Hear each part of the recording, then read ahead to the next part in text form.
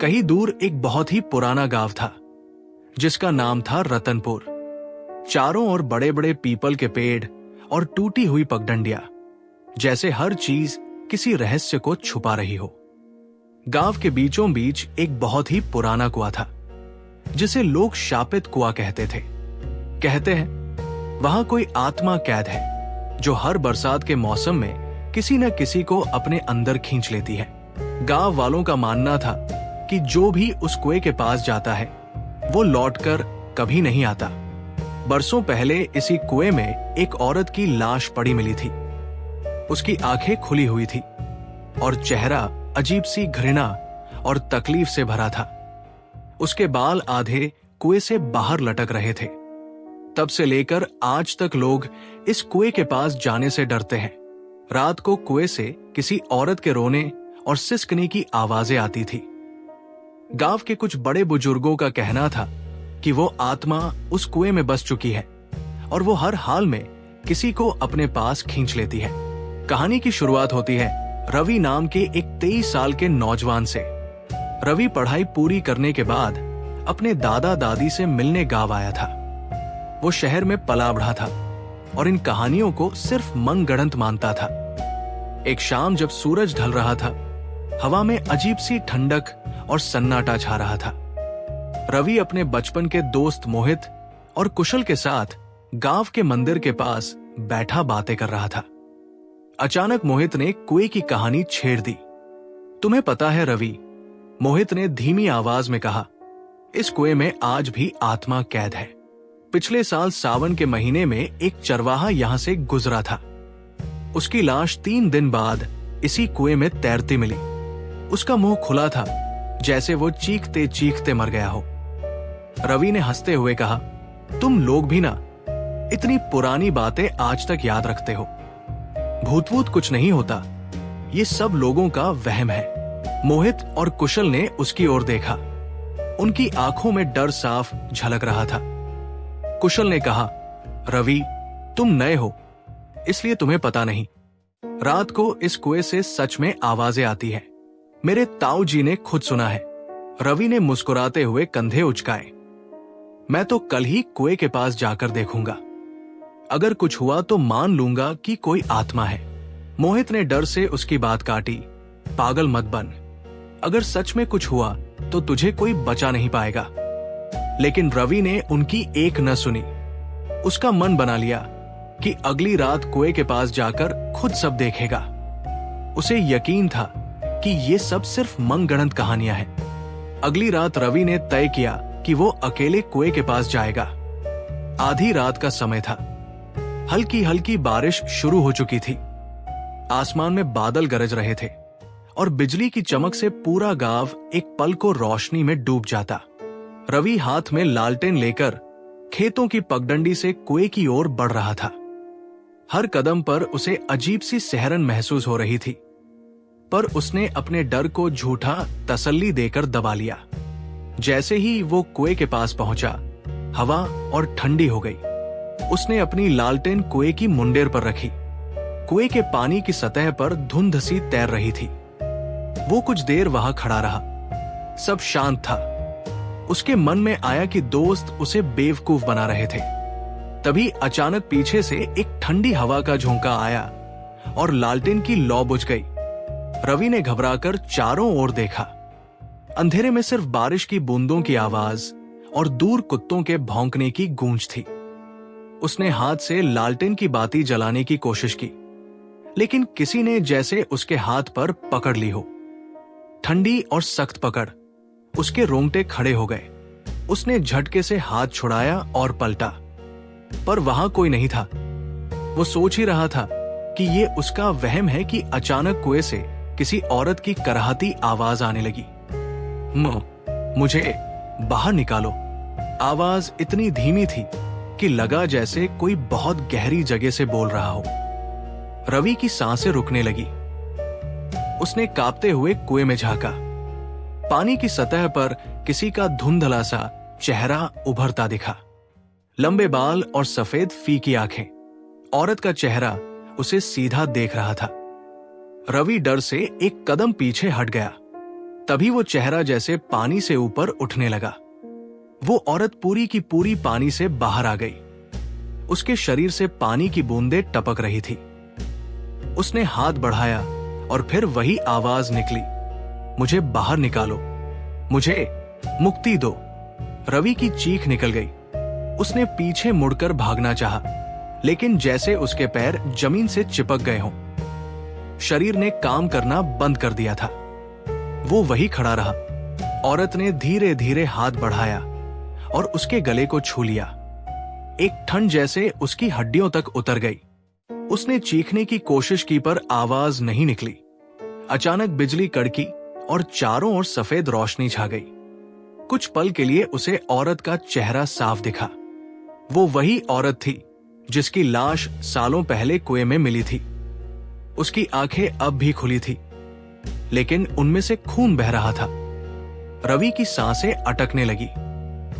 उसे लगा कि यही उसकी आखिरी रात है। उसकी आंखों के सामने अंधेरा छाने लगा। अचानक सब शांत हो गया। बारिश रुक गई। कुआं फिर वैसा ही शांत हो गया, जैसे कुछ हुआ ही न हो। दूसरे दिन सुबह गांव के कुछ लोग वहां से गुजरे। कुएं के पास रवि का लालटेन गिरा पड़ा था और उसके किनारे की मिट्टी पर किसी के नंगे पांव के निशान दिख रहे थे। छोटे छोटे गीले निशान जो कुएं से बाहर की ओर जाते थे। गांव में यह खबर आग की तरह फैल गई। किसी ने रवि को कहीं नहीं देखा था। उसकी तलाश शुरू कर दी गई। कुछ लोग कहते हैं कि रवि अब भी कुएं के पास घूमता है, लेकिन इंसान की शक्ल में नहीं, एक परछाई की तरह जो हर रात बारिश में किसी की तलाश में वहां मंडराती है। गांव के लोगों ने रवि को ढूंढने के लिए चारों तरफ खोजबीन शुरू कर दी। सूरज की पहली किरणें जब खेतों पर पड़ रही थी, तभी कुछ लोग लालटेन के पास जमा हो गए। मिट्टी में गीले पैरों के निशान देख सबके रोंगटे खड़े हो गए। ये निशान कुएं से बाहर आए हैं। गांव के मुखिया ने कांपती आवाज में कहा, पर रवि कहाँ गया? मोहित की आंखें भर आई। किसी ने धीरे से कहा, कहते हैं शापित आत्मा अपने साथ इंसान को ले जाती है। शायद वही हुआ हो। रवि की दादी की चीख सुनकर दूर तक लोग जमा हो गए। उन्होंने अपने सिर पर हाथ मारकर विलाप शुरू कर दिया। मेरा बच्चा, मेरा रवि, तुम लोग बोले थे ना कुएं के पास मत जाना। मोहित और कुशल भी अपनी गलती पर पछता रहे थे। अगर उन्होंने रवि को रोका होता तो शायद आज वो सब ठीक होता। गांव में धीरे धीरे अजीब सी बेचैनी फैलने लगी।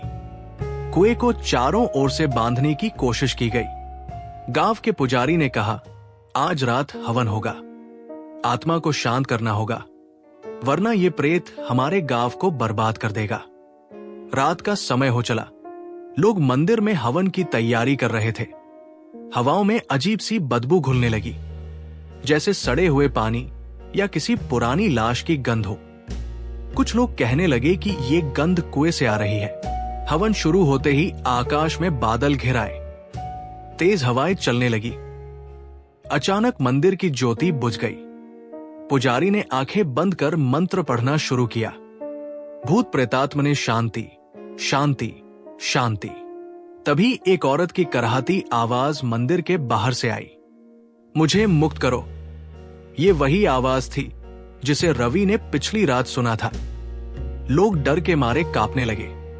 पुजारी ने मंत्र और तेज पढ़ना शुरू किया। तभी मंदिर का दरवाजा जोर से खुल गया। हवाएं इतनी तेज थी कि दीपक लुढ़क गए। लोगों ने देखा, दरवाजे पर एक धुंधली परछाई खड़ी थी।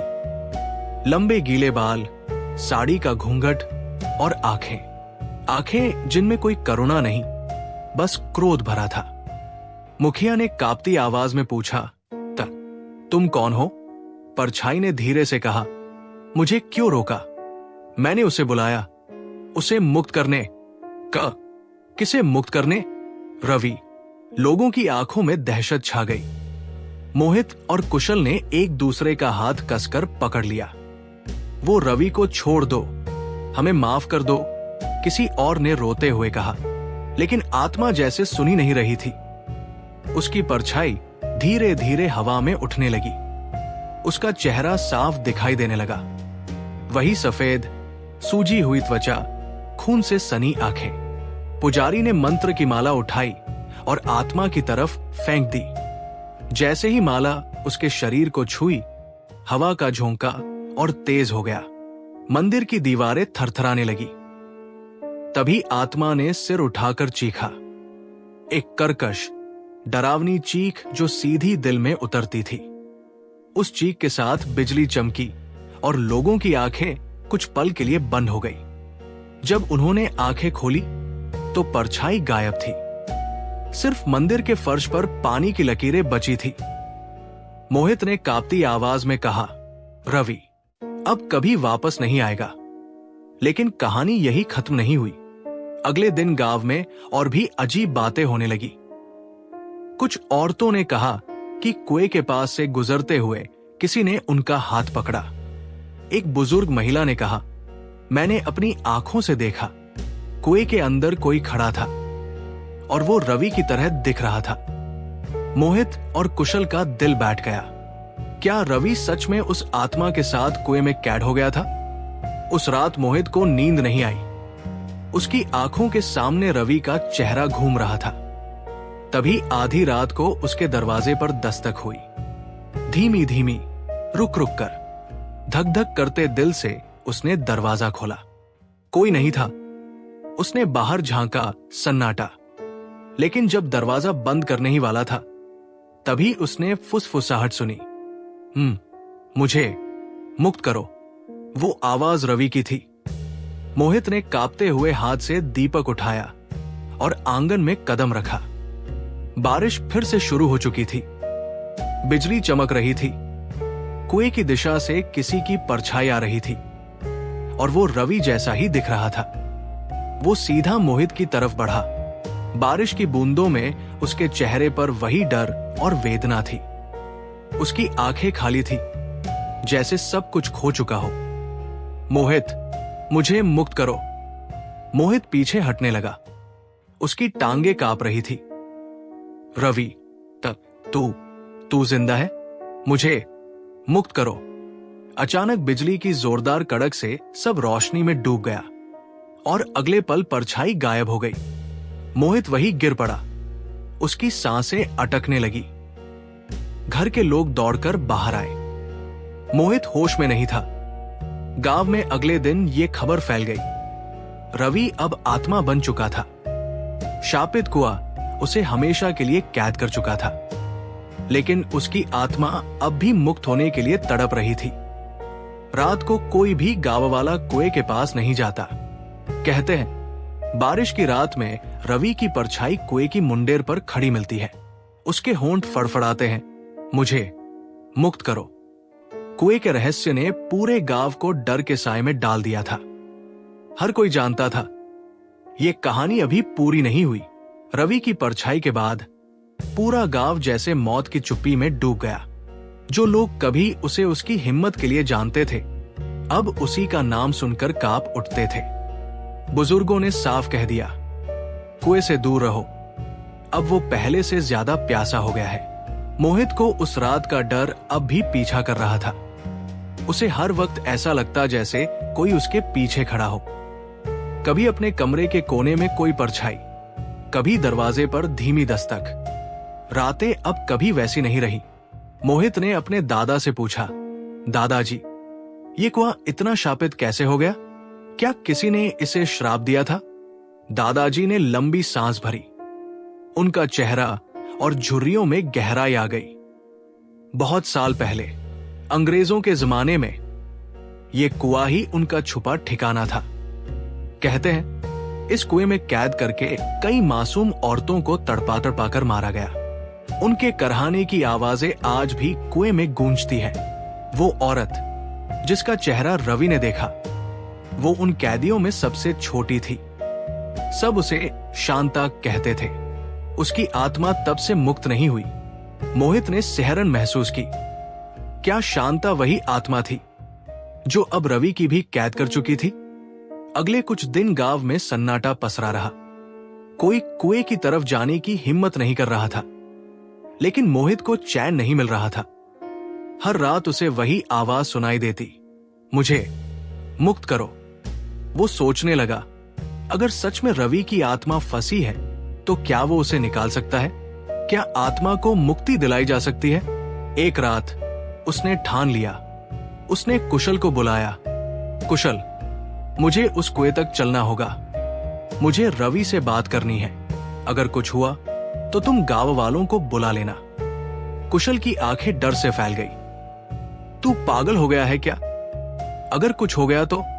मोहित की आवाज में दर्द और हिम्मत साथ साथ थे। अगर मैं ना गया तो मैं पूरी उम्र इस डर में जीऊंगा। मैं उसे यूं नहीं छोड़ सकता। कुशल मजबूरी में तैयार हुआ। दोनों ने लालटेन और धूप बत्तियां साथ ली। आधी रात होने लगी थी। आसमान में घने बादल थे और हल्की हल्की बारिश शुरू हो गई। बिजली की चमक हर कुछ मिनट में चारों ओर भयानक परछाइयां बना देती। दोनों कुएं की तरफ बढ़े। जैसे जैसे पास आते गए हवा और ठंडी होती गई। मोहित ने लालटेन कुएं की मुंडेर पर रखी। उसने गहरी सांस ली। रवि, अगर तू यहां है तो कोई निशानी दे। कुछ पल सन्नाटा रहा। तभी कुएं के अंदर से बुलाने जैसी आवाज आई। मोहित। कुशल कांपने लगा। चल यहां से। ये आवाज, ये रवि नहीं, ये कुछ और है। मोहित ने अपने दिल की धड़कन पर काबू पाने की कोशिश की। रवि, अगर तू सच में है तो मुझे देख। अचानक कुएं का पानी उबालने जैसा हिलने लगा। एक पल में पानी की सतह पर वही धुंधला चेहरा उभरा, आधा रवि जैसा, आधा किसी औरत जैसा। आंखें लाल, बाल गीले। मुझे मुक्त करो। मोहित की हिम्मत जवाब देने लगी, लेकिन वो रुका। उसने जेब से गंगा जल की छोटी शीशी निकाली। अगर तू शांता है तो बता, तुझे क्या चाहिए? चेहरे ने जैसे दर्द से मुंह खोला। मेरा बदला। किससे बदला? अंग्रेजों के खानदान से, जिसने मुझे मारा। मेरा बेटा मुझसे छीन लिया। मुझे न्याय चाहिए। मोहित ने कुशल की तरफ देखा। दोनों की आंखों में अब डर से ज्यादा सवाल थे। क्या आत्मा सच में बदला लेने के लिए फंसी थी? अगर मैं तुझे न्याय दिलाऊं तो रवि को छोड़ देगी? मोहित ने कांपती आवाज में पूछा। चेहरे ने हां में सिर हिलाया, लेकिन अगले पल आवाज और भारी हो गई। पर अगर तुम झूठ बोलोगे तो तुम्हारी आत्मा भी यही कैद होगी। अचानक बिजली की एक तेज चमक हुई और चेहरा गायब हो गया। कुआं फिर शांत हो गया। मोहित और कुशल गांव लौट आए। उस रात उन्हें नींद नहीं आई। सुबह होते ही मोहित गांव के बुजुर्गों से मिलने गया। उसने पूछा, क्या किसी को पता है कि वो अंग्रेज कौन थे? मुखिया ने कहा, वो जमींदार परिवार के लोग अब भी शहर में हैं। कहते हैं उनकी हवेली वहां खड़ी है। अगर तू सच में मदद करना चाहता है तो उसी हवेली में जाना होगा। शांता की आत्मा वहीं से मुक्ति मांगेगी। मोहित की आंखों में उम्मीद की हल्की लौ जली। शायद रवि को वापस लाया जा सकता था, लेकिन इसके लिए उसे उस हवेली में जाना होगा जहां अब भी भूतिया कहानियों की गूंज थी। कुशल ने डर से कहा, मत जा वहां, अगर कुछ हो गया। मोहित ने उसकी ओर देखा। रवि हमारा दोस्त था, मैं उसे यूं नहीं छोड़ सकता। शाम तक उसने तय कर लिया, अगली रात वो हवेली जाएगा। उसे शांता की अधूरी कहानी जाननी होगी, तभी शायद ये श्राप टूट सके। रात होते ही मोहित ने लालटेन और गंगा जल की शीशी ली। उसकी मां ने रोते हुए कहा, बेटा ये मत कर, वो हवेली शापित है। मोहित ने उनकी हथेली थामी। अगर मैं ना गया तो रवि कभी नहीं लौटेगा। वो हवेली गांव से 4 कोस दूर जंगल के बीच में थी। पुराने जमाने की आलीशान कोठी अब खंडहर बन चुकी थी। खिड़कियों पर जाल, दीवारों पर काई। कहते थे वहां जाने वाले लोग पागल हो जाते हैं। मोहित ने ठंडी हवा में लरजते कदम बढ़ाए। जैसे ही हवेली के फाटक पर पहुंचा, पीछे मुड़कर देखा, कोई उसका पीछा कर रहा था।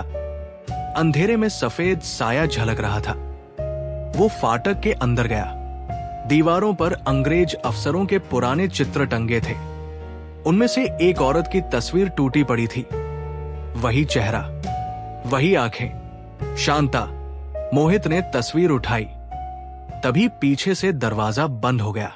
अंधेरा, और उसके कानों में वही सिसकी गूंजी, मेरा बेटा, मेरा बदला। उसने कसम खाई, चाहे कुछ भी हो जाए वो शांता को न्याय दिलाकर रवि को छुड़ाएगा। मोहित की सांसें तेज हो गई थी। हवेली के अंदर अजीब सी सीलन और सड़न की बदबू थी। कमरे की दीवारों पर पुराने समय के अंग्रेज अफसरों की तस्वीरें लटक रही थी, जैसे उनके ठंडे चेहरे अब भी उसे घूर रहे हों। उसने लालटेन की लौ को थोड़ा ऊंचा किया ताकि उसे रास्ता साफ दिखाई दे।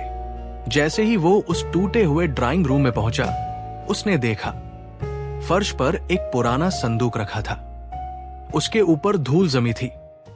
मोहित ने हाथ से धूल झाड़ी। संदूक पर पीतल की पट्टी पर कुछ उकेरा था, लॉर्ड हेनरी की याद में।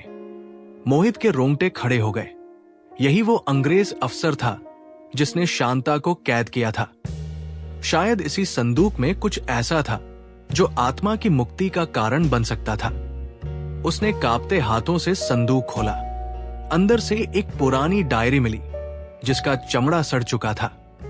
उसने धीरे धीरे पन्ने पलटे। उसमें शांता के बारे में दर्ज बातें थी।